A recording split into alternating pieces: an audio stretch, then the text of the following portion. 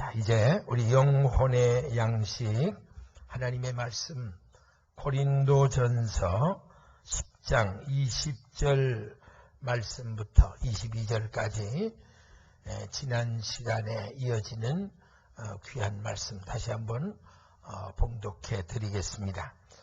자, 고린도전서 10장 20절, 21절, 22절. 자, 우리 한번 큰 소리로 합독하겠습니다. 다 같이 합독합니다. 대저 이방인의 제사하는 것은 귀신에게 하는 것이요 하나님께 제사하는 것이 아니니 나는 너희가 귀신과 교제하는 자 되기를 원치 아니하노라. 너희가 주의 잔과 귀신의 잔을 겸하여 마시지 못하고 주의 상과 귀신의 상에 겸하여 참여치 못하리라. 그러면 우리가 주를 노여워하시게 하겠느냐? 우리가 주보다 강한 자냐? 아멘. 할렐루야. 자, 지금 우리는 추도 예배와 우상 숭배라 하는 특별한 주제로 오늘 이 시간까지 세 번째 말씀을 전하게 됐습니다. 제가 지난 시간까지 공부한 내용을 간략히 말씀을 드리면 불신 이방인들이 드리는 제사나 믿는 교인들이 드리는 추도 예배는 알고 보면 똑같이 귀신들에게 속아서 드리는 우상 숭배죄에 해당된다 하는 사실을 우리가 공부해 왔습니다.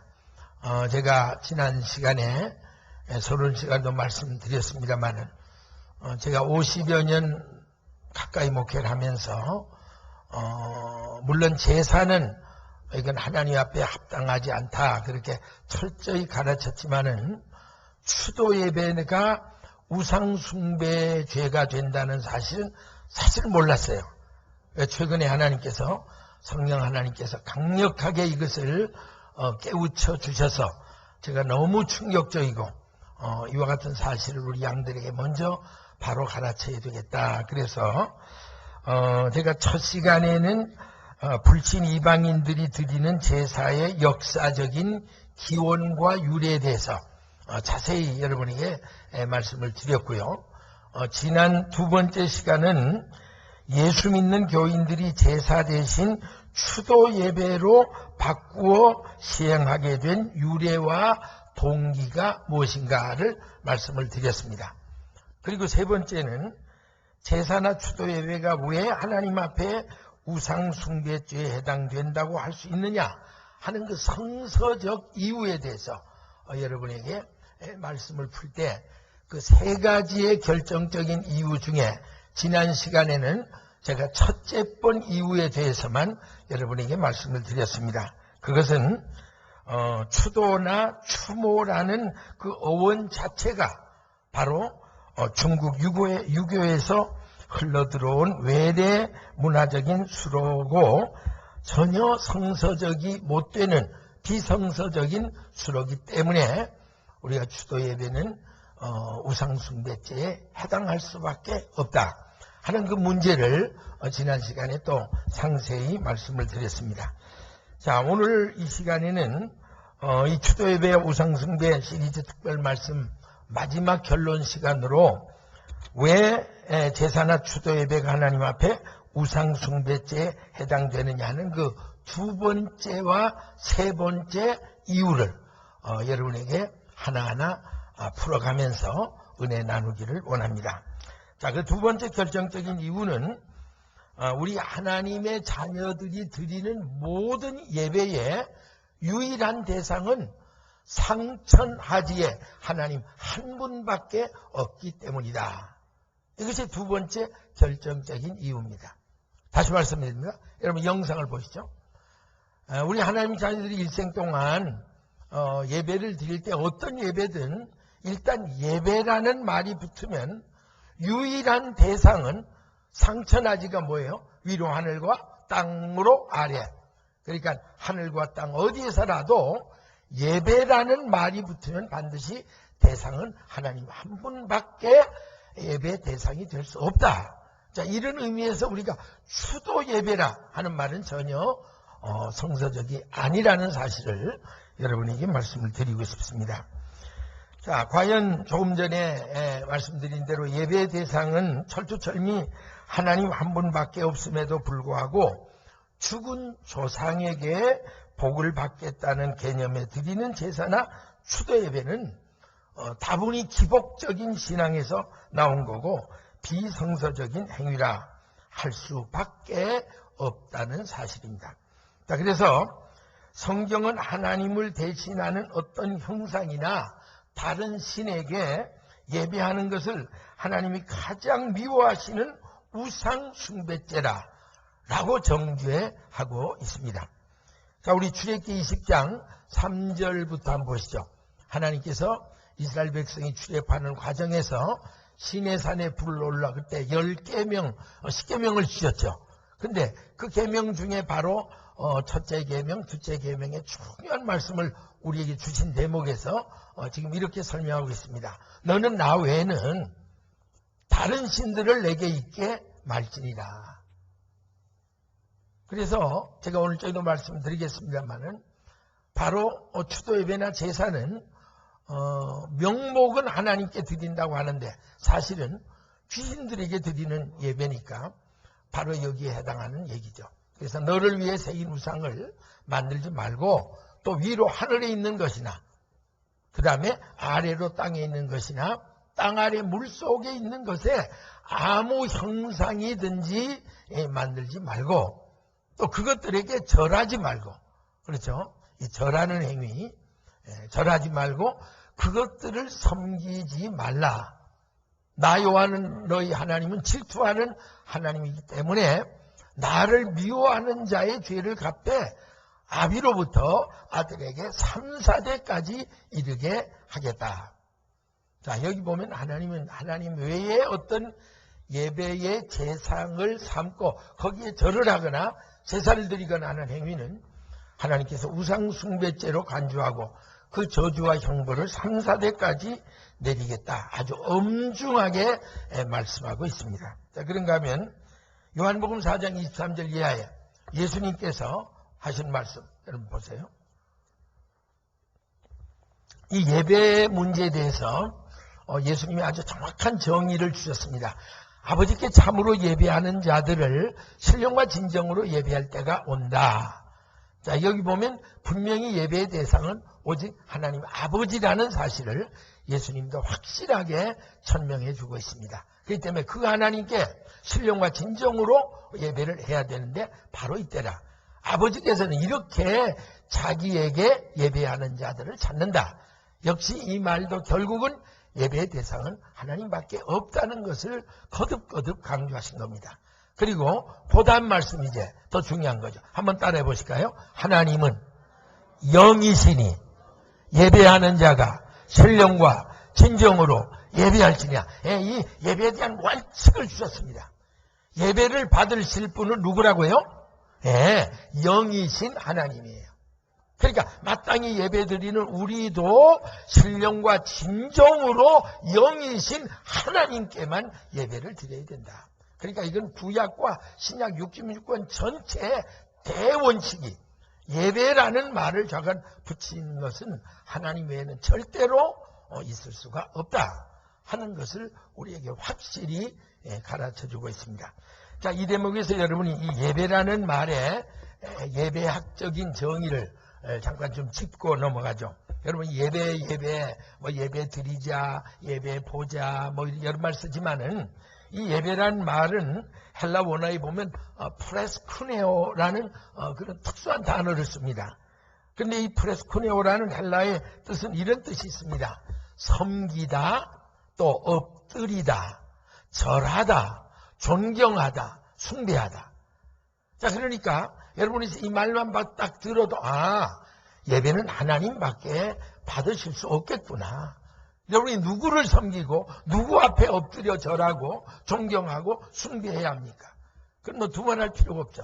우리는 하나님 외에는 어떤 피조물에게도 우리는 이런 행위를 할 수가 없는 거예요. 그래서 예배학에서는 예배라는 걸 이렇게 정의합니다. 잘 들어보세요.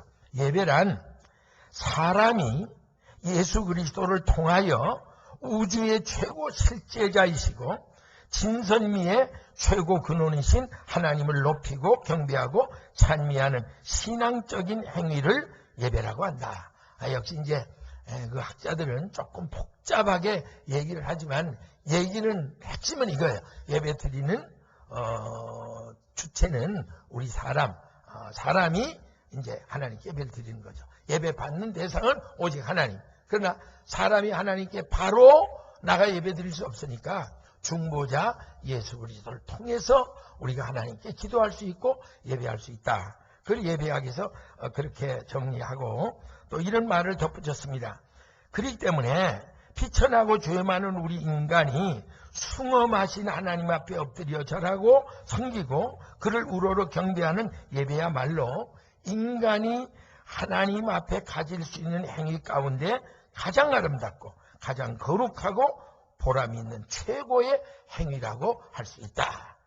자, 여러분 그렇게 믿으시면 아멘 하시기 바랍니다. 자, 그러니까 조금 이 학자들 얘기니까 어렵지만 여러분 쉽게 지금 나는 여러분 이걸 분별하라는 거예요.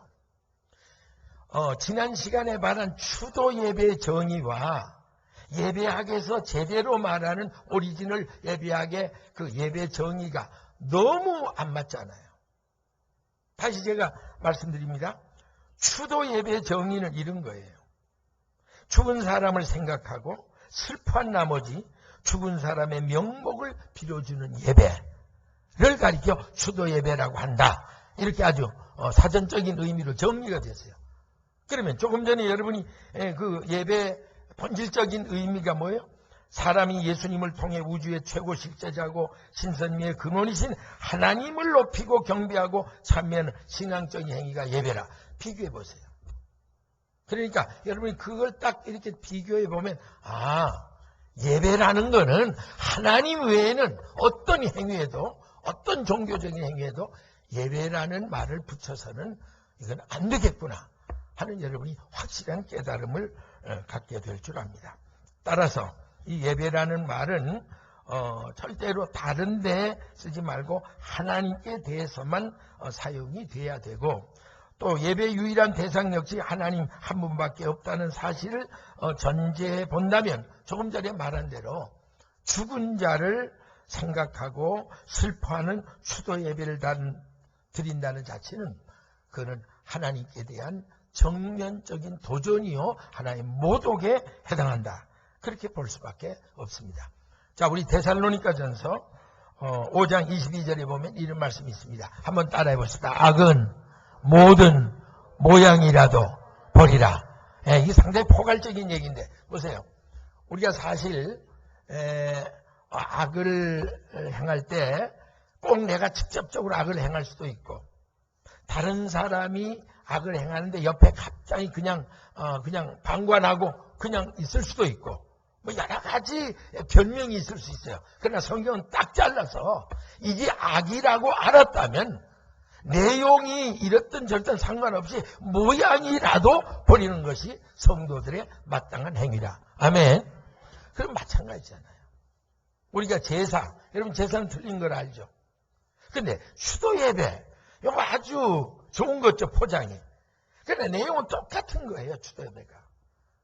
그러니까 우리가 이걸 몰랐으면 뭐라도 알았으면 우리가 제사만 폐지할 게 아니라 추도 예배도 성서적이 아니라 당연히 지양이 돼야 된다 하는 사실을 우리가 인정할 수밖에 없습니다. 자, 그래서 여러분이 성경 어디를 봐도 죽은 조상에게 제사나 예배를 드렸다 하는 실례를 66권 어느 구석에서다도 전혀 우리가 찾아볼 수가 없습니다. 따라서 일단 죽은 사람을 숭배하는 일, 또 죽은 사람의 영을 생각하고 제사하고 예배드리는 행위는 하나같이 알고 보면 더러운 귀신들에게 속아서 잘못 알고 범하는 귀신 숭배죄, 바로 말하면 우상 숭배죄라 하는 사실을 우리가 분명히 깨닫고 회개하고 속히 고치는 결단이 우리에게 있어야 될 줄로 믿습니다. 아멘. 자, 우리 성경 출애굽기 32장 4절 6절 한번 다시 보시죠. 아론이 그들의 손에서 고리를 받아 부어서 각도로 새겨 송아지 형상을 만드니 그들이 말하되 이스라엘아 이는 너희를 애굽 땅에 인도하여 낸 너희 신이로다 하는지라. 아론이 보고 그 앞에 단을 쌓고 이에 공파에 가로되 내일은 여호와의 절일이니라 하니 이튿날에 그들이 일찍 일어나 번제를 드리며 화목제를 드리고 앉아서 먹고 마시고 일어나 뛰놀더라. 여기 무슨 대목이냐면, 자 보세요. 여러분이 출애굽기 공부할 때입니다 했죠. 자, 이스라엘 백성이 430년에 엑소더스 출애굽했어요. 광야에 나왔어요. 그런데 하나님이 시내산 밑에 오니까 모세야 너 백성들이 여행을 일단 중단하고 시내산 아래 그대로 머물면서 너는 내게 올라와라. 그래서 하나님이 그때 이게 율법을 주시고 십계명을 주시고 성막 계시를 주신 거 여러분 알죠. 그런데 40일 동안 모세가 목숨 걸고 십계명과 율법받아 내려오는 동안에 무슨 일이 있었냐면 여기 말하는 내용이 그거예요. 이 우매한 백성들이 제2 지도자인 아론에게 와서 막 그냥 항의를 하고 난리를 친 거예요. 뭐라 했냐면 도대체 우리를 인도하는 신이 어디 갔냐 이거예요. 우리를 이제껏 인도하던 모세는 지도자도 없지 않냐. 그럼 우리가 누굴 믿고 어떻게 해야 되느냐. 빨리 우리 앞에 그 신을 좀 하나 만들자. 이렇게 자기들이 애굽에서 나올 때 가지고 온 뭐 은거리, 귀걸이, 코걸이 뭐 이런 거 몽땅 다 폐물을 가져왔어요. 그래서 결국은 그걸 가지고 아론이 금송아지를 만들어서, 그러나 여러분 여기서 중요한 건요. 그들이 그 금송아지를 만들어 놓고 이건 우상이다, 이건 귀신이다, 이건 뭐 금송아지다 이렇게 생각한 게 아니에요. 뭐라 그랬죠? 이스라엘아, 너희를 애굽에서 인도해낸 바로 여호와 신, 그 금송아지를 보고 그 명목으로 그 앞에 절을 하고 먹고 마시고 제사를 지금 드린 거예요. 보세요. 그러니까 명목은 그들이 뭔 여호와 말고 다른 도깨비 신을 하겠다, 사실 그런 건 아닙니다. 지도자가 안 보이니까 도대체 우리를 인도하던 여호와 신이 어디 갔냐? 그럼 우리가 뭔가 그 여호와 신을 좀 이렇게 상징할 수 있는 뭘 좀 형상이라도 만들고 우리가 우리를 애굽에서 인도해낸 여호와 신 앞에 절하고 경배하고 제사 드려야 되지 않냐?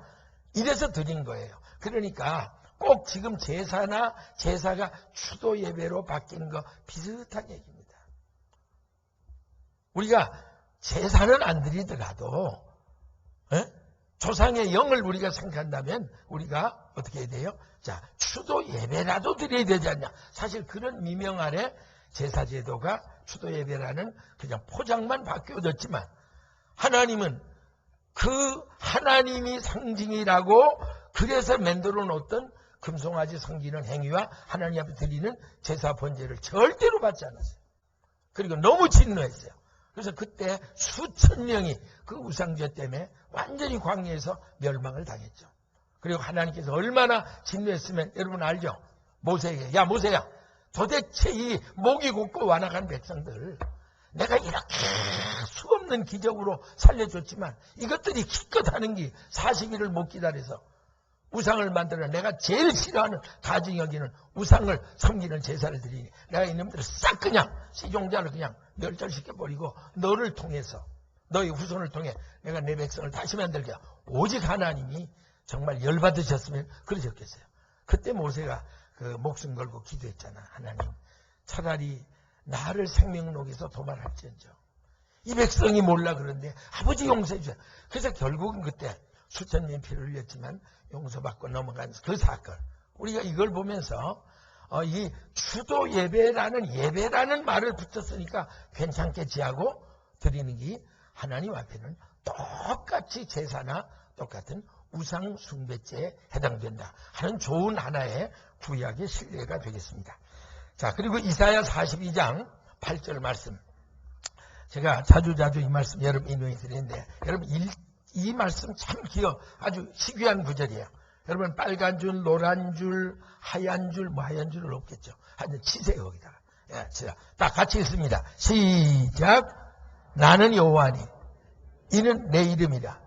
나는 내 영광을 다른 자에게 내 찬송을 우상에게 주지 아니하리라. 아멘. 이 굉장히 중요한 말입니다. 나 여호와다. 이건 내 이름이다. 그리고 그러면서 하신 말씀이 내 영광을 절대로 나는 나 외에 다른 어떤 우상이나 귀신은 그게 뺏기지 않겠다. 이게 하나님이 이게 아주 절대 아주 맹세면 내 찬송만은 우상에게 주지 않겠다. 보세요. 하나님이 우리를 사랑해서 모든 걸 다 주셨잖아요. 심지어 뭐까지 주셨어요. 예? 누구예요? 누구까지 주셨어요? 이러면 좀 알아듣겠네. 누구까지 주셨어요? 하나밖에 없는 독생자 아들까지 아낌없이 주셨어요. 그런데 하나님이 절대로 못 주겠다고 사랑으로 말하면 이를 부득부득 깔면서 정말 맹세하다시피 하는 두 가지는 뭐와 뭐는 절대 누구에게 안 준다? 영광 받는 일과 찬양 받는 일. 할렐루야. 그래서 여러분이 영광과 찬양이 그렇게 중요한 거예요.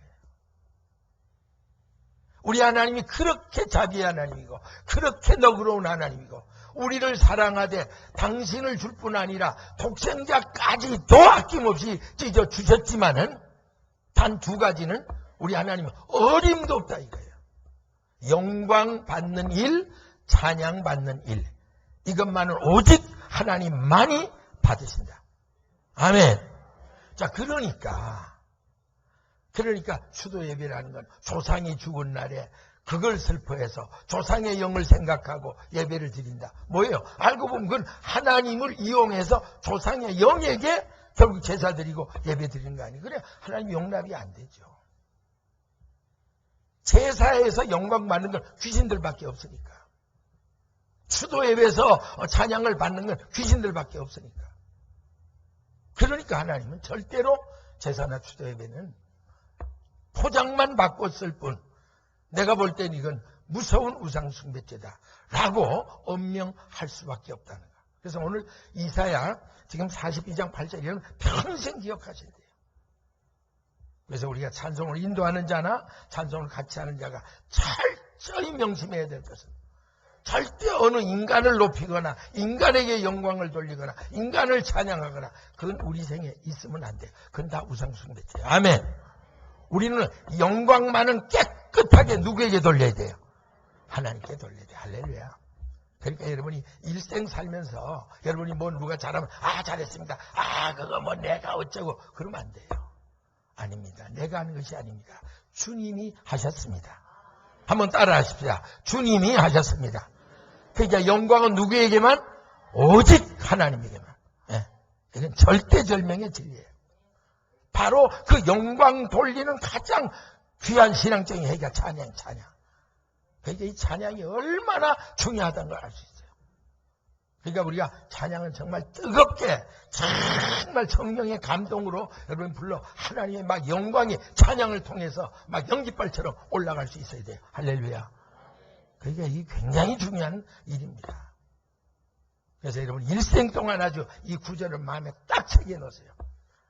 온 천하도 아낌없이 주신 내 하나님. 그러나 두 가지는 절대로 안 주신다는 거. 영광을 빼앗기는 일, 찬양을 다른 대상에게 돌린다는 일. 하나님 이것만은 양보가 없다는 것. 여기에만은 하나님이 자비가 없다는 사실. 이걸 여러분 철저히 깨달으셔야 됩니다. 자, 우리가 이런 의미에 볼 때 참 할 얘기가 많은데 하루아침에 여러분을 저도 그렇고 다 고칠 수는 없지만 예를 들어서 여러분이 우리 믿는 사람도 믿음이 독실한 사람은 조금 이런 일 안 하는데 교회 나오면서 믿음이 별로 없는 사람 종교인들은요 자기 부모가 돌아가고 이러면 꼭 죽은 사람의 묘의를 찾아가서 어떤 사람은 또 술을 따라가지고 술을 한 병, 얼마나 고독하실까 날씨도 쓸쓸한데 아버님 한잔 하시죠 뭐 이러면서 그래서 또 술을 또 따라 거기다 무덤에 따라 붓는 사람도 있고 또 꽃다발을 크게 비싸게 사도 무덤에다 갖다 다 갖다 놓고 또 그 앞에 더 절을 해요. 그리고 그 앞에서 무릎 꿇고 뭐 중얼대면서 기도하고 이거 다 합당치 않아요. 이제까지 우리가 몰라서 여러분이 그런 분들은요 이 말씀 들은 이후부터는 그것도 하나님 앞에 올바른 신앙 행위가 아니에요. 여러분의 그 부모는 믿었으면 천국 가 계시고 할렐루야. 안 믿었으면 지옥 불에 지금 고통받고 있고. 그러니까 그 쓰던 시신만 묻혀있는 거기 가서 뭐 거기다가 쇠줄을 따라 붙고 뭐 꽃바다바라 바치고 엎드려서 그냥 넙죽 엎드려 절을 몇 번씩 허리 겹치도록 하고 뭐 그 앞에서 기도하겠다고 하필 그 앞에서 숭을 대고 기도하고 이거는요 전혀 해당하지 않아요. 우리가 몰랐을 때는 믿으면서도 그런 일을 할 수 있지만 여러분이 알고는 절대로 하지 않도록 그렇게 하시기를 주의 이름으로 부탁합니다. 아멘. 아멘. 여러분 분명히 그렇게 하셔야 돼요. 난 여러분에게 딱 분명하게 가르쳤어요. 자, 그래서 제가 지난 시간에도 약간 언급했지만 제가 성경을 다시 보면요. 우리가 하나님께 드려야 할 예배는 절대 추도 예배일 수가 없어요. 왜? 조금 전에 말했잖아요. 추도 예배는 슬픈 마음으로 죽은 영혼을 생각하고 드린 예배라고. 성경에 어디를 봐도 슬픈 마음으로 하나님께 예배드리라 그런 개념이 전혀 없어요. 우리가 하나님 앞에 슬픈 마음을 가지고 슬픈 생각을 가지고 여러분 예배라는 건 있을 수가 없습니다. 우리 하나님 앞에 오직 드릴 수 있는 예배는 뭐예요? 감사 예배입니다. 아멘. 왜요? 한번 따라 하십시다. 우리가 하나님께 드린 제사는 슬퍼하는 제사가 아니라 감사하는 제사다. 아멘. 성경이 시킨 대로 하면 돼요. 자, 시편 50편 14절 15절 한번 같이 읽습니다. 시작. 감사로 하나님께 제사를 드리며 지극히 높으신 자에게 내 소원을 갚으며 환난 날에 나를 부르라. 내가 너를 건지리니 내가 나를 영화롭게 하리로다. 자, 분명히 말씀했습니다. 시편 기자를 통해 하나님께는 감사의 제사를 드리라는 거예요. 뭐 죽은 조상을 생각하고 슬퍼하며 드리는 예배라는 건 그건 예배가 아니라는 거죠. 예배에 대한 모독이죠. 그러니까 감사로 하나님께 제사를 드리고 또 지극히 높은 하나님께 내가 급했을 때 하나님 이렇게 해주면 내가 이렇게 하겠습니다. 그런 서운을 철저히 갚으라는 거예요. 그 사람을 향해서 환난 날에 네가 나를 부르면 내가 즉시 너를 건지리니 결과로 내가 나를 영화롭게 하겠다. 근데 사람들이 요 앞에 말 14절 말을 쏙 빼고 뒤에 말만 늘 생각해요. 환난 날에 나를 부르라. 내가 너를 건지리니 내가 나를 영화롭게 하리라. 누구 마음대로. 참 우리 인생이 그래서 하나님께서 사탄의 그 3대 속임수 중에 어느 날 하나님 그걸 깨우쳐 주시더라고. 많은 성도들이 성경을 보면서 앞에 하나님이 주신 계명의 말씀은 보지도 않고 뒤에 약속의 말씀, 축복에 대한 약속만 욕심을 가지고 읽기 때문에 너희들이 성경에 온전한 축복을 누리지 못한다. 이걸 바로 고쳐라. 그렇게 가르쳐 주시더라고요. 아멘. 예를 들면 자 우리 이게 이제 대표적인 예죠. 무조건 환난 날에 부르면 누구든지 하나님이 건져준다. No way. 전혀 성경에 그런 말 없어요. 단 감사로 평소에 계속 제사를 드리는 사람. 그리고 서원한 건 절대 떼먹지 않고 사기치지 말고 하나님 앞에 갚는 사람. 여러분 이게 보면 교회 안에도 이런 걸 모르니까 11조 작정에다 떼먹죠. 헌금, 성경금 작정에다 다 인마이 포켓 다 집어넣죠. 하나님 내 사정 모르나 이러고. 그리고 하나님 앞에 서원은 절대로 안 지켜요. 화장실 갈 때 다르고 올 때 다르니까. 급해 빠지면 하나님 요것만 이번에 이루어지면 내가 뭐 어떻게 뭐 뼈빠지게 충성하고 뭘 드리게 때려놓거든요. 다 되면요. 입 이렇게 아주 싹 닦아버려요.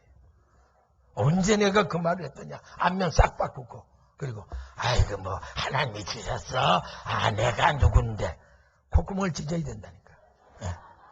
그러니까 참 우리가 그럴 때 많아요. 여러분 그렇게 하면 안 돼요. 여러분이 복 받기를 원하십니까? 아멘? 뭐 별로 원하지 않는 것 같아요. 씁쓸한 인상으로. 여러분 환난 날에 건진받기를 원하시면 아멘. 지금 눈앞에 7년대 환난이 가까이 왔는데 그럼 어떻게 해야 돼요? 평생 감사제사, 감사자. 무슨 슬픈 제사? 추도 예배를 드려요. 하나님 앞에 감사제사, 찬양의 제사, 감사제사. 계속 감사로 제사 드리고 그 다음 뭐예요? 여러분이 서원한 거 철저히 갚으셔야 돼요. 교인들이 하나님 앞에 그냥 자기 체면 때문에 슬쩍 약속해놓고는 쓱 입 닦는 건 아주 보통을 알아요. 하나님 뭐 내 사정 모르시나? 그러면서. 그건 완전히 하나님을 상대 사치는 거예요. 그런 사람은 아무리 급해 빠져 부르짖어도 하나님이 절대로 응답하잖아요. 그러니까 평소에 감사 생활 꼭 하고 추도 예배가 아니라 감사 예배를 에브리데이 드린들 그거 얼마나 좋아요. 왜 하필 조상 죽은 날 귀신 오는 그날에 작정해서 추도 예배, 슬픈 예배를 왜 드리냐 이거예요. 여러분이 매일매일 하나님 앞에 감사의 제단을 쌓고 할렐루야. 그러니까 여러분이 좀 섭섭하거든. 추석날 아침, 그럼 추석절 아침 가정 감사 예배 요러면 되지. 추석절 추도 예배 요러니까 여기 귀신에게 결국은 우상 숭배하는 게 돼버리는 거예요. 여러분 감사 예배는 하루에 입이 부르트도록 10번 이상 드려도 그건 no problem. 365일 매일매일 드려도 안 드려 걱정이지 너무 좋은 거예요. 그리고 하나님 앞에 서양한 것은 반드시 성실하게 지키는 삶. 이럴 때 그 사람이 어려움을 당할 때 하나님 나 도와주세요 하면 즉시 하나님이 천군 천사 보내 내가 도와서 너를 통해 내가 영화롭게 하겠다. 할렐루야. 자, 또 여러분 시편 50편 23절 더 기가 막힌 말씀이에요. 같이 읽습니다. 시작. 감사로 제사를 드리는 자가 나를 영화롭게 하나니 그 행위를 옳게 하는 자에게 내가 하나님의 구원을 보리라. 얼마나 좋은 말씀이에요. 예? 눈을 12번 닦고 봐도 슬퍼하며 궁상맞게 추도예배 드리라는 말을 먹고 죽을 일도 없지만 눈을 닦고 보면 구석구석 하나님은 감사로 제사를 드리라는 거예요.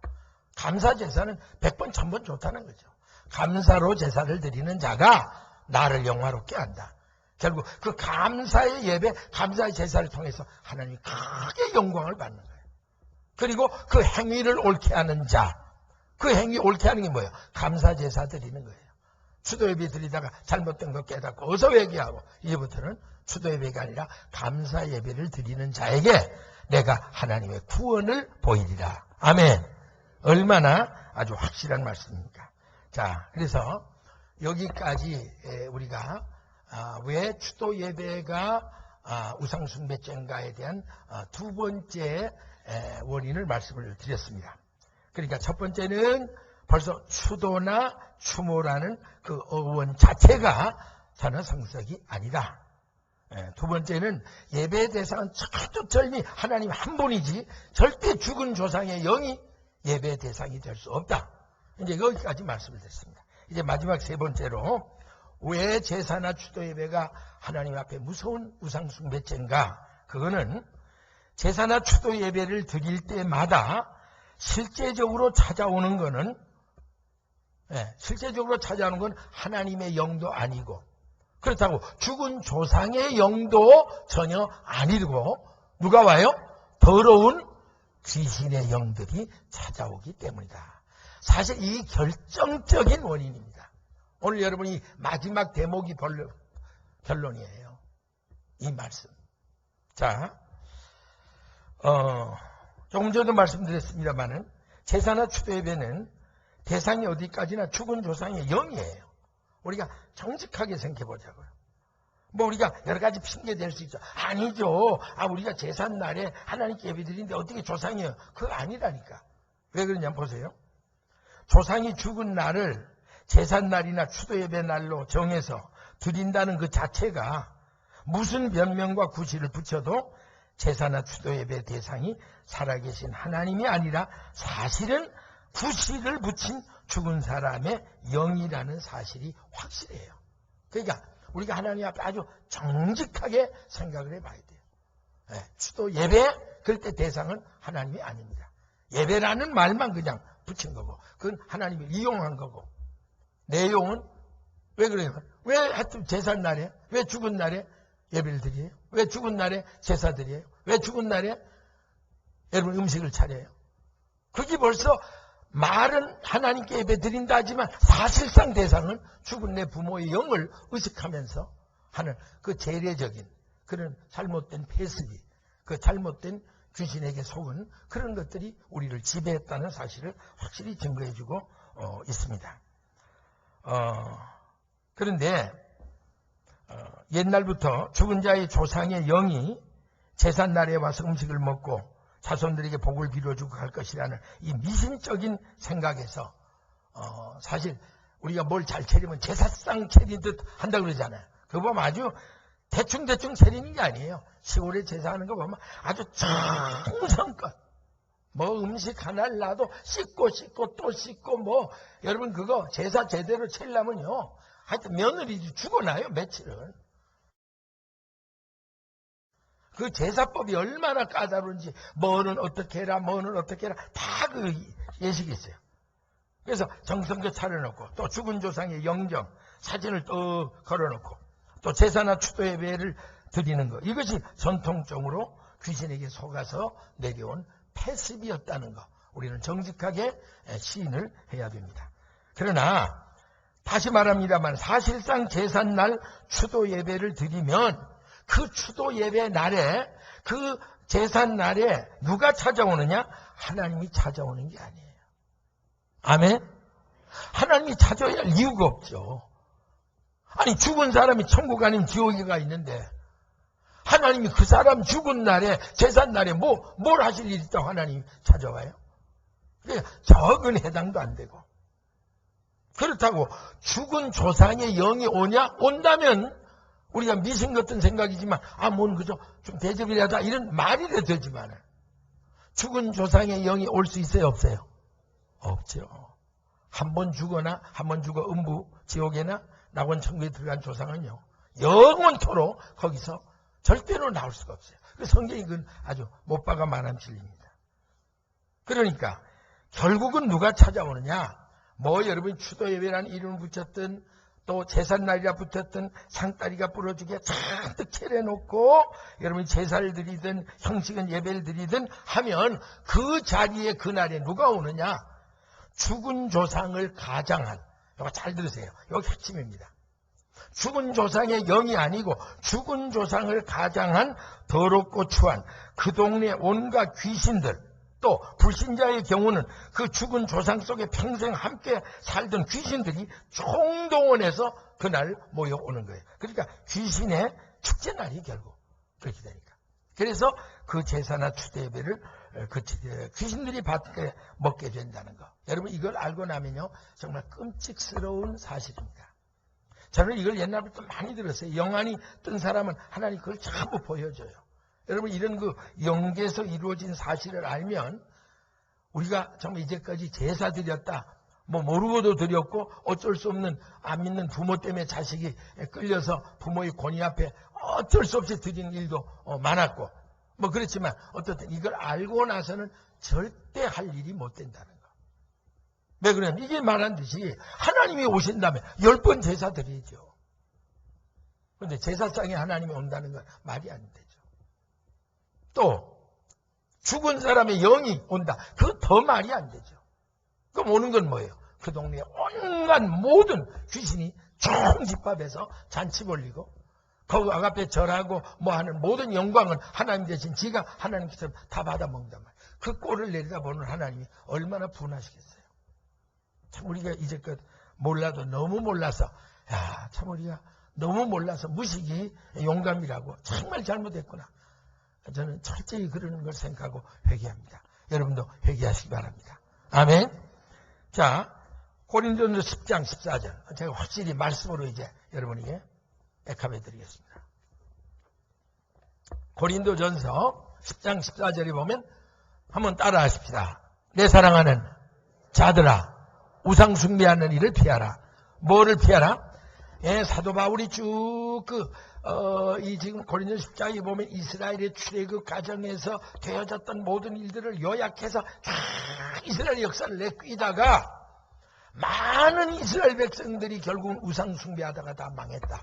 이걸 얘기하면서 지금 14절에 봐 딱 찍어서 이렇게 말합니다. 내 사랑하는 자들아.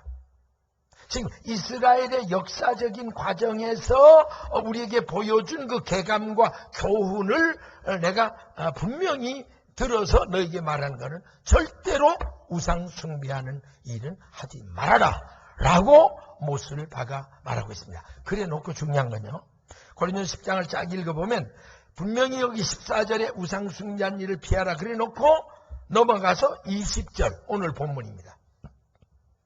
이게 20절로 바로 연결되는 거예요. 그럼 도대체 우상 숭배하는 건 뭘 피하라는 얘기냐? 사도 바울은 바로 그걸 제사에다가, 지금으로 말하면 추도 예배에다가 직접 연결시킨 거예요. 대저 이방인의 제사하는 것은 귀신에게 하는 것이요 하나님께 제사하는 것이 아니니 나는 너희가 귀신과 교제하는 자 되기를 원치 아니하노라. 아멘. 여기 바로 핵심이고 결론입니다. 여러분 누가 뭐라고 해도 돼요? 우리가 제사 드리는 거, 또 제사를 변형시킨 예배란 이름을 붙여서 똑같은 제삿날에 드리는 추도 예배 드리는 건요 하나님께 하는 게 아니라는 거예요. 분명히 그건 귀신들에게 드리는 귀신의 숭배죄다. 아주 사도 바울은 유리쪽처럼 이걸 말씀한 거예요. 왜? 사람들이 속아서 전부 제삿날에 제사 드리고 추도 예배 드릴 걸 알고 이렇게 한 거예요. 그러면서 분명히 그러잖아. 그거는 그러니까 요 말을 더 쉽게 말하면 이런 거예요. 제사나 추도 예배는 대상이 절대 하나님이 아니다.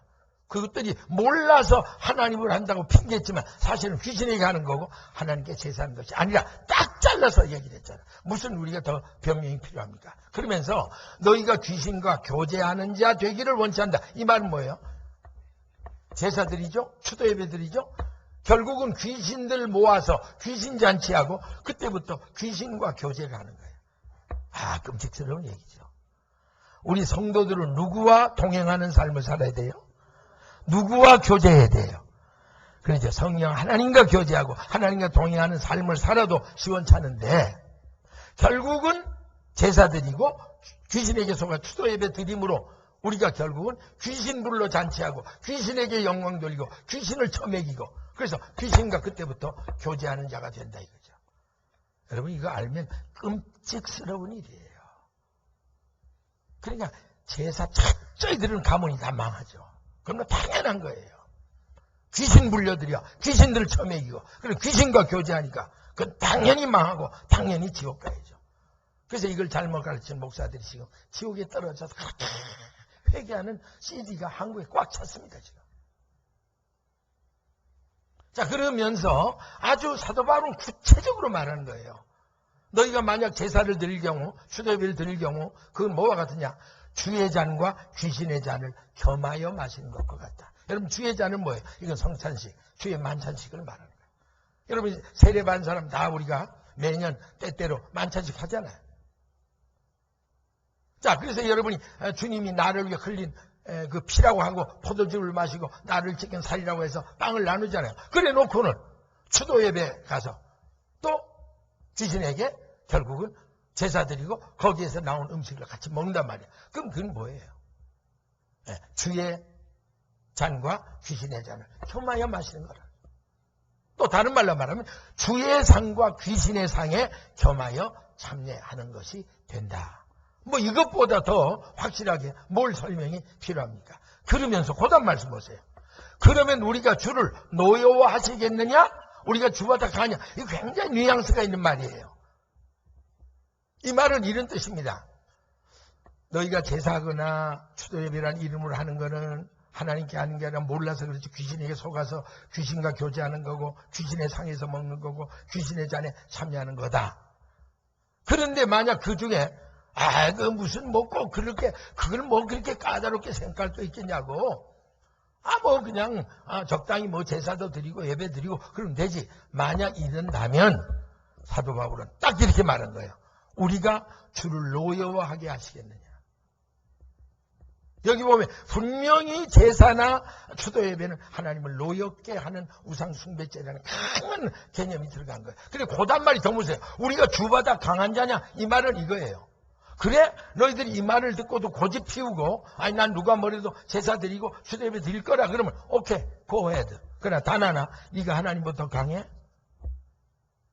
그 말이 뭐예요? 네가 하나님보다 더 높고 강하다면 드리라 이거예요. 그리고 하나님을 누르라 이거지. 그러나 그렇지 못하다면 네가 하나님을 노여하게 하고 살아남을 수가 있겠느냐 이 말이에요. 아주 두려운 말입니다. 그러니까 여러분이 저를 통해서 이 3시간 오늘 여러분이 처음 들을 분이 있을 거예요. 전 시간에 또 CD를 꼭 구하세요. 그래서 요거 3개가 한 세트니까 요거 듣고 나면 절대로 여러분 평생 남은 생에 제사 드리고 추도 예배 드리지는 않을 거라고 확신합니다. 아멘. 만약 그래도 강행하는 사람은 이게 해당하는 거예요. 네가 주를 노여워하게 하겠느냐? 그래? 네가 하나님보다 더 힘이 세? 하나님을 맘대로 네가 그냥 누르고 네가 하나님 위에 하나님으로 군림할 수 있으면 해도 좋아. 그러나 그게 안 된다면 잔소리 말고 주님 더 노여게 하는 일 이제까지 몰라 했으니 회개하고 앞으로는 절대로 제사나 추대회를 통해서 귀신에게 제사하고 귀신과 교제하고 귀신의 상에서 귀신의 잔을 먹어가면서 하나님을 노예게 하는 일을 절대로 하지 말아라. 그걸 바로 오늘 하나님의 종 사도 바울이 오늘 본문을 통해서 우리에게 가르쳐 주고 있습니다. 아멘. 여러분 충분히 이해가 되십니까? 난 여러분이 이 말씀 전하면서 늘 제 높아심에서 그런지 이렇게 그냥 떠먹이듯 이렇게 시시콜콜이 그냥 말을 하는데도 이분들이 이걸 다 알아들을까? 그런 생각이 자꾸 나. 요것도 아마 믿음이 적어 그런지. 나는 여러분이 100% 이해되기를 주의 이름으로 축원합니다. 이거 확실히 아셔야 돼요. 제가 밤낮 이것만 가르칠 수 없으니까 아주 가르칠 때 확실하게 하나님과 사람 앞에 딱 아주 정확하게 제가 가르치는 겁니다. 아멘. 자, 제가 이래도 여러분이 정말 그럴까? 저거 무슨 목사님이 과대 해석하는가? 이렇게 혹시 그런 사람이 있을까봐 내가 두 가지 실례를 들어서 여러분에게 설명해 드리겠습니다. 아주 중요한 대목이니까 잘 들어보세요.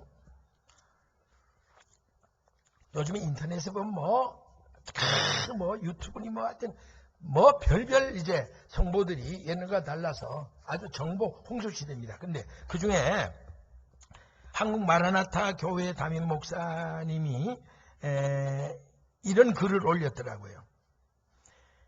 귀신에게 쓰임을 받아서 무당 생활을 5년 이상 했던 어떤 그 신자를 만났어요. 아마 그 교회 교인인지 모르겠어요. 과거에 무당 출신 5년 동안 아주 그것도 이름 있는. 그러다가 그가 확 뒤집어서 전향해서 예수 믿고 구원받은 거죠. 그러니까 그 사람이 와서 지금 그 교회 목사님에게 고백한 내용을 인터넷에 이렇게 글로 올려놨어요. 그걸 내가 그대로 읽어드릴게요. 이건 그대로입니다. 이건 보통 사람이 한 게 아니에요. 무당을 5년 이상 신령한 쪽집게 무당 생활 하던 사람이 자기가 영적 세계에 본 얘기를 다시 주님께 돌아와서 간증한 얘기니까 우리가 믿어도 좋죠. 이런 얘기입니다. 영적 눈을 떠서 보면 제사 드리는 장소에 그 지역의 악한 영들이 총집합해서 영광을 받고 사람들에게 저주와 낭패를 준다고 합니다.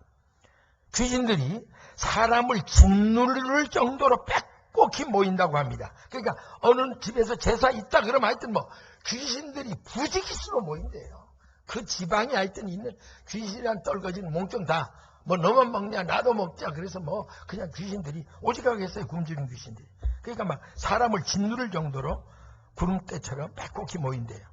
그리고 제사 음식에는 귀신들이 온갖 더러운 오물들을 다 쏟아 놓는다고 합니다. 막 주워 처먹고는 그냥 거기다 오물을 다 싸놓고 한다는 거죠. 그래서 우상에게 드렸던 제물을 먹으면 저주도 또 사고와 질병과 고통이 온다고 합니다. 그래서 제대로 된 무당들은 이걸 알기 때문에 무당들은 절대 제사 음식을 먹지 않는다는 거예요. 왜? 그 영의 세계를 악령의 세계지만 자기들이 그 영으로 보이니까 이거 제사 드릴 때는 온갖 더러운 놈의 귀신들이 다 모여 먹고 오줌 싸고 똥 싸고 오물 부르는 거 그거 먹으면 다 저주 오고 병 오는 걸 아니까 무당 자기들이 구순해두고도 그 제사 음식은 안 먹는다는 거죠. 제대로 된 무당은. 선무당은 모르겠죠. 무식하니까. 따라서 제사를 통한 우상 숭배를 마귀와 귀신들이 그렇게 신나고 좋아하기 때문에 하나님은 우상 숭배하는 걸 가장 진노하시고 다른 죄보다도 엄하게 다루실 수밖에 없다는 것입니다. 그러면서 이렇게 권면합니다. 이런 의미에서 우상 숭배하는 자리에는 가지도 말고 함께 앉지도 마십시오. 이렇게 권하는 거예요. 다시 말하면 구체적으로 말하면 앞으로 여러분이 제사 드리는 자리, 추도예배 드리는 자리는 절대로 함께하지도 말고 함께 앉지도 말아야 되는 그런 결단이 우리에게 필요하다는 거. 아멘. 여러분 시편 1편 1절에 뭐라고 말씀했죠? 여러분 잘 아는 내용이죠. 복 있는 사람은 악인의 꾀를 안 쫓아. 못된 꾀를 같이 쫓아나. 그 다음에 죄인의 길에 서지 않아. 그 다음에 오만한 자의 자리에 앉지도 아니한다. 물론 여기 딱 무슨 수도 예배 이렇게 된 건 아니지만 포괄적인 의미에서 여러분이 정말 하나님의 복받은 하나님의 자녀라면 하나님이 기뻐하지 않는 자리, 악인의 꾀, 죄인의 길, 오만한 자의 자리, 이 안에는 이제 추도예배, 제사 똑같은 얘기죠. 거기에 우리가 동참해서는 안 된다라고 말합니다. 또 여러분 사도행전 15장 29절 보세요. 우상의 제물과 보세요. 여기 이제 우상의 제물. 이게 우상의 제물이 바로 제사상에 드렸던 제물입니다. 우상의 제물 피와 목매어 죽인 것과 음행을 멀리할지니라. 이게 스스로 상가면, 그러니까 우상의 제물 먹지 않고 하나님 싫어하는 거 절대 안 하면 스스로 상가면 잘 되리라. 보세요. 여러분이 잘 되려면 반드시 이거 순종해야 돼요. 그리고 평안함을 원하노라 하였더라. 할렐루야. 여러분 잘 되기를 원하시고 편안하기를 원하시면 아멘. 그러려면 우상의 제물을 멀리 하셔야 돼요. 네. 제사나 추도예배 여러분 멀리 하셔야 돼요. 자, 제가 하나 또 실례를 여러분에게 소개해 드리겠습니다. 여러분 제가 오늘 여기 박효진 장로님이 쓰신 하나님이 고치지 못할 사람은 없다. 한때 베스트셀러로 한국과 미국에 굉장했었습니다. 우리 교회에 이분이 오셨댔잖아요. 박효진 장로님이 와서 부흥회를 했어요. 여러분 아마 기억할 거예요. 우리가 지금도 그 CD가 있습니다.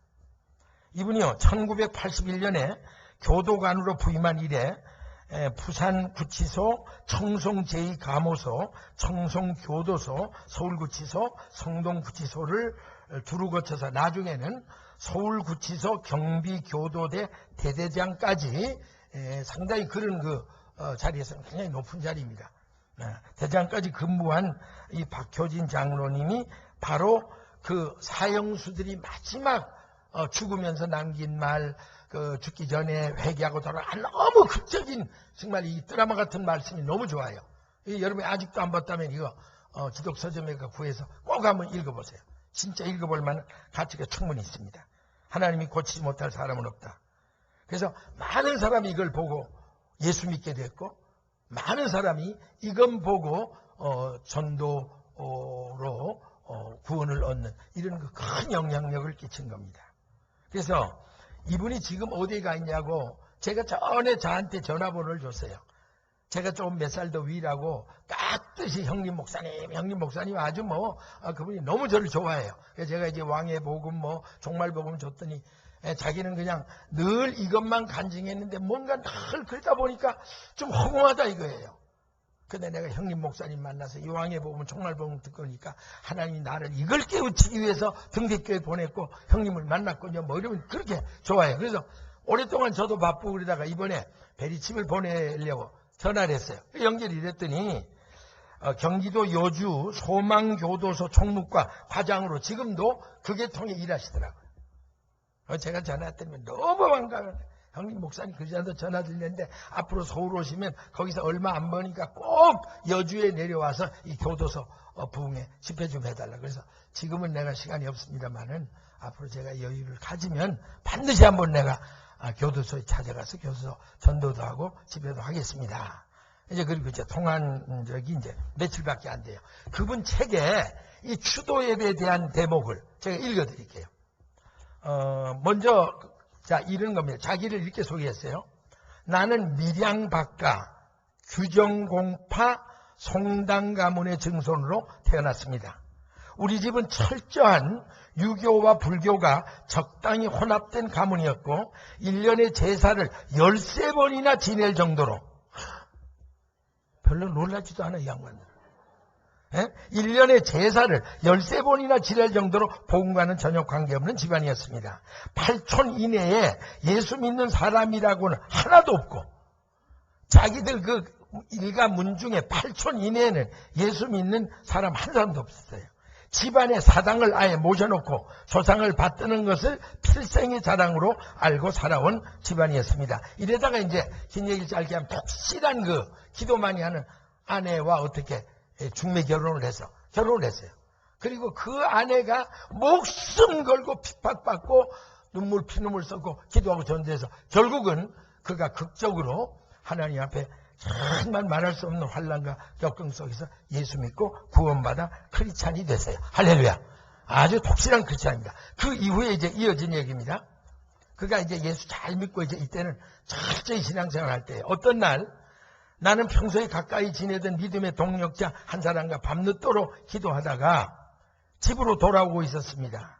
근데 새벽 1시경 넘은 무렵이었습니다. 텅 빈 도로 한 중앙을 같이 걸어오던 우리는 하나님의 역사에 대한 간증으로 시간 가는 줄도 모를 정도로 은혜에 푹 빠져 있었습니다. 그런데 옹기도마, 이거 뭐냐, 옛날에 옹기를 굽던 동네라고 해서 어떤 그 동네 이름이 옹기도마라는 동네예요. 그 동네 앞을 지나쳐 오는 순간에 썩는다는 말로는 도저히 표현할 수 없을 정도로 독한 냄새가 코를 찔렀습니다. 지금까지 맡아보지 못했던 엄청난 악취였습니다. 마치 세상의 모든 더러운 것들을 한 장소에 모아놓고 태우는 듯 했습니다. 동력자와 내 눈이 마주쳤습니다. 순간적인 무언의 교감, 옹기도마 안에서 틀림없이 무슨 일이 벌어지고 있다. 그러니까 가봅시다. 이제 이렇게 얘기를 한 거예요. 그러니까 옹기도마 안으로 들어갈수록 독한 냄새는 한층 더 코를 찔렀다. 사냥개처럼 냄새를 따라 걸어 들어가는 우리 눈앞에 있고 환하게 불이 켜진 집이 나타났다. 활짝 열린 대문, 환한 전등불 아래 대청에서 분주히 움직이는 사람들을 보니 바로 제 사는 집이 분명했다.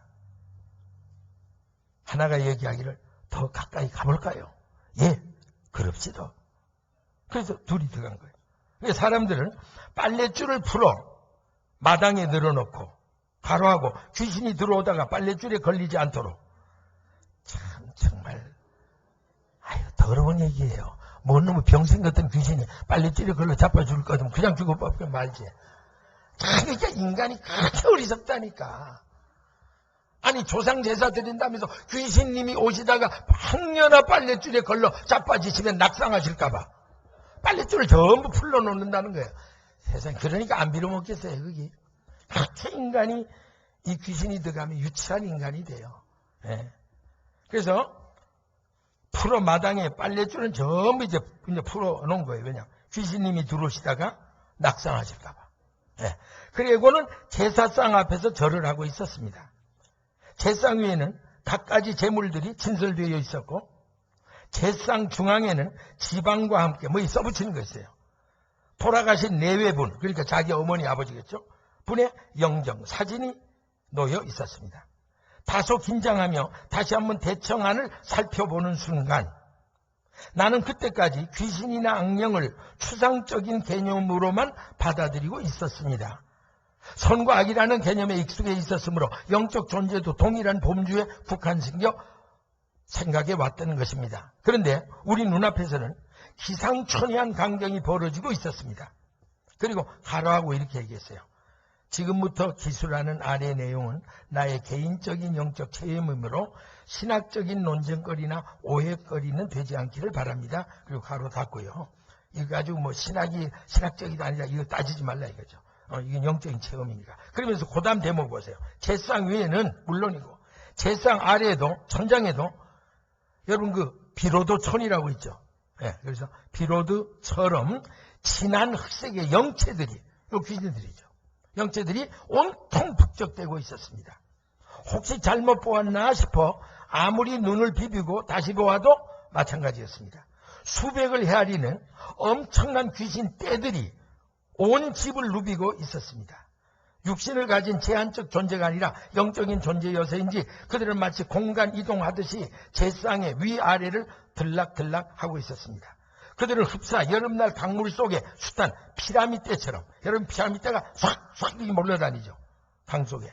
그 피라미드처럼 한꺼번에 무리를 지어 종행으로 방향을 바꾸면서 사람들의 몸속에까지 들락거렸습니다. 수백의 떼거리들이 사람의 입으로 한꺼번에 들어가 그의 온몸을 휘젓고 다니다가 옆구리로 빠져나오지를 않나. 다시 궤상 위로 올라가 재물들을 밟아대면서 춤을 추다가 허공을 빙글빙글 맴돌지를 않나. 가히 말로 표현할 수 없는 희귀한 광경이 계속됐습니다. 그러나 정작 내가 놀란 것은 아무리 눈을 씻고 찾아봐도 오늘의 제사의 주인공이 돼야 할 그 부모 말이죠. 두 사람의 영은 전혀 보이지 않았다는 사실입니다. 보기에도 섬뜩한 귀신들만 헤아릴 수 없을 만큼 많이 북적대고 있을 뿐 정작 제사를 받는 사람의 영혼은 어디에도 없었습니다. 그 순간 내 속에 거하시는 성령께서 나에게 신령한 음성으로 이렇게 비밀을 가르쳐 주셨습니다. 성령께서 이제 바로 깨우쳐 준 거예요. 지금 성령이 하신 말씀입니다. 지금 내가 보는 것이 바로 사탄의 실체고 귀신의 실상이다. 인간의 영은 육신을 떠나면 하나님 나라가 임하시는 그날까지는 임의로 이 세상을 들락거릴 수 없다. 영계에 들어간 인간의 영이 제삿날이라고 외출하여 제사장 앞에 찾아온다는 건 인간의 상상일 뿐 아버지도 할아버지도 그 윗대 조상님들도 죽는 그 순간에 하나님의 판단을 받아 낙원 천국 아니면 음부 지옥으로 구분되어 들어가 있을 뿐이다. 제삿날에 후손들이 벌려놓은 제사상에는 조상의 영이 찾아온 것이 아니라 지금 내 눈에 보이는 저 더러운 귀신들이 대신 몰려들어 무지한 인간의 영혼과 육신을 더럽히는 것이다. 그러므로 하나님께 드리는 제사 외에는 어느 제사라도 귀신들의 놀이터요 인간을 더럽히는 사탄의 유희임을 알아라. 성령이 이렇게 말씀하신 거예요. 그래서 이 박효인 장로님 그때 깨달은 거래. 이 양반이 1년에 13번 이상씩 아주 제사의 도사와 같은 사람이. 그래서 끝까지 그걸 자기가 우기고 제사 드리지 말란 자기 마누라를 그렇게 핍박했던 그가 어느 날 그 제사상의 영적인 광경을 하나님 보여주고 성령님이 딱 가르쳐 주니까 그때 완전히 그 양반이 뒤집어진 거예요. 뭐 더 이상 이제 얘기했지만 더 제가 진행하지 않습니다. 자, 여러분이 이 두 가지 얘기만 들으면 이젠 뭐 아주 결론은 확실한 거예요. 더 이상 여러분 궁금할 것도 없고 또 의문스러울 가져야 할 이유가 없습니다. 결론을 말씀드리면 그래요. 제사나 추도 예배는 궁극적으로 하나님께서 가장 싫어하고 진노하시는 귀신 숭배죄, 우상 숭배죄라는 사실을 철두철미 올바로 깨닫고 다시는 이와 같은 우상 숭배죄에 빠지지 않도록 각별히 조심하고 철저히 기도와 믿음으로 물리쳐야 할 줄로 믿습니다. 아멘. 여러분 다시 얘기합니다. 우리가 이 추도예배, 제사는 많을 거 추도예배가 하나님으로서 가장 가증한 우상숭배죄라는 세 가지 결정적인 요인을 여러분이 말씀드렸잖아요. 첫째는 추도나 추모라는 그 어원 자체가 이건 완전히 유교에서 들어온 불신자의 수로고 또 전혀 성서적이 아니라는 거. 왜냐하면 죽은 조상의 귀신을 생각하며 슬퍼드리는 예배라는 뜻이니까 그건 있을 수 없다는 거죠. 또 두 번째는 우리가 예배라는 이름을 일단 드렸을 때는 딱 대상은 하나님 한 분 외에는 조상의 영 전혀 해당이 안 된다 이거죠. 조상의 영을 후손으로 존경은 할 수 있지만 예배의 대상은 넣을 수 없다 이거고요. 세 번째는 아무리 추도 예배를 상다리가 부러져도 결국 찾아오는 건요. 하나님도 아니고 조상의 영도 아니고 누구만 찾아와요? 온 동네 귀신 떼거리들이 아주 총회로 모여요. 총회 날이 바로 제삿날이에요.